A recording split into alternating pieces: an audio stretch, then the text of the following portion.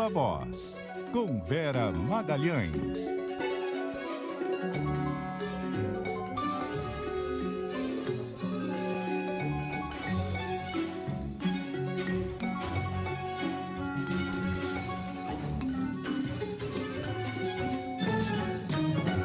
Boa tarde, Vera.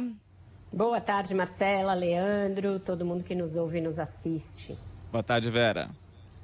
Bom, Vera, a gente teve ontem na CPMI um depoimento do ajudante de ordens, né, do ex-presidente Jair Bolsonaro, Mauro Cid, que ficou quieto, ficou calado, preferiu não se manifestar. E diante desse depoimento, a gente vê que a CPMI avança, mas não avança, né? Ela avança aos trancos e barrancos, Marcela, e ela corre um sério risco de cair na irrelevância, na insignificância e se tornar mesmo uma CPI fracassada. Eu escrevi a respeito disso na minha coluna do Globo de hoje. Achei que eu fosse receber críticas ou reclamações por parte dos integrantes da CPMI, qual não é meu espanto quando alguns deles me procuraram concordando e manifestando preocupação e angústia até com esse estágio em que a CPI se encontra. Porque ontem, por exemplo, no depoimento do Mauro Cid, eles avaliam que houve um abuso do direito de defesa, abuso da prerrogativa que ele tinha a partir de um habeas corpus que ele obteve no Supremo Tribunal Federal, que garantia a ele o direito de não produzir provas contra si mesmo, portanto não se incriminar, mas não dava a ele o direito de permanecer em silêncio em relação a assuntos e tópicos absolutamente banais, como a sua idade, número de celulares que ele possui, etc., o número de filhos que ele tem. Então, o que a CPMI acha é que ele usou o HC para zombar de senadores e deputados, para fazer um escárnio perante uma comissão parlamentar de inquérito. Quando houve algo semelhante na CPI da pandemia, que foi uma CPI que foi bem sucedida em produzir resultados, os integrantes da CPI foram ao Supremo pedir um esclarecimento de decisão, pedir que o Supremo delimitasse melhor qual era a proteção dada pelo HC e o que não poderia ser feito pelos depoentes dali em diante, justamente para que não houvesse o risco da CPI caminhar para um descrédito total, para um escárnio feito pelos depoentes. Então, está na hora dessa CPMI fazer uma reunião administrativa, juntar a sua cúpula e partir para decisões e para estratégias que a tirem desse momento de impasse em que ela se encontra. Qual é o problema disso?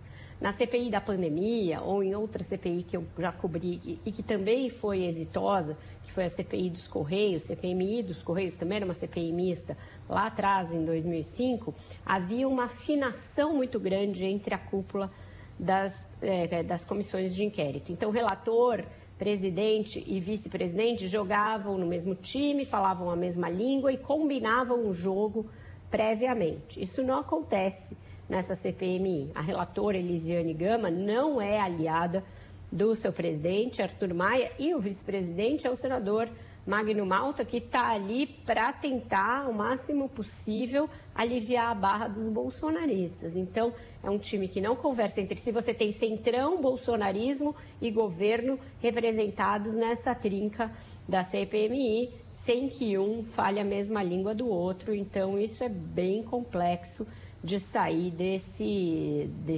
encruzilhada em que ela se encontra. E, bom, falando em golpe, o Bolsonaro vai falar daqui a pouco, né, para a Polícia Federal. Ele vai falar mesmo, costuma falar, né?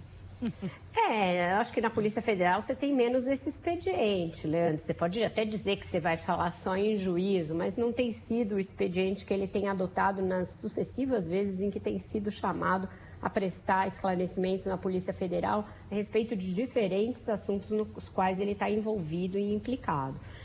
Então, agora ele vai lá para prestar novos esclarecimentos a respeito de outro caso em que ele é acusado de atentar contra a democracia, de praticar atos aí considerados arbitrários. Ele deverá falar, ele está numa má fase, já se tornou inelegível na semana passada.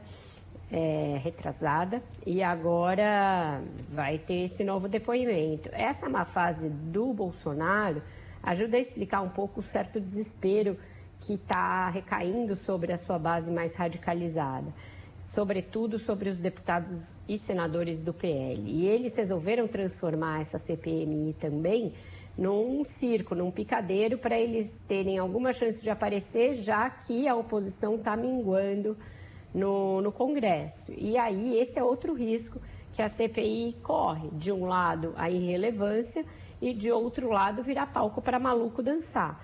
Então, são duas coisas que a cúpula da comissão tem de estar atenta e tem de evitar, porque senão é a receita para o desastre, além do fato de que as investigações na Polícia Federal e no Supremo já estão muito mais avançadas em relação aos atos do 8 de janeiro, a outros atos que ensejaram o 8 de janeiro, mesmo a esses casos em que o Bolsonaro está sendo chamado a depor, falsidade de cartão de vacina, tudo isso já está sendo investigado. É diferente da CPI da pandemia, que trazia sempre fatos novos, porque justamente o governo não investigava nada e a Procuradoria-Geral da República era omissa naquela ocasião e protegia o Bolsonaro.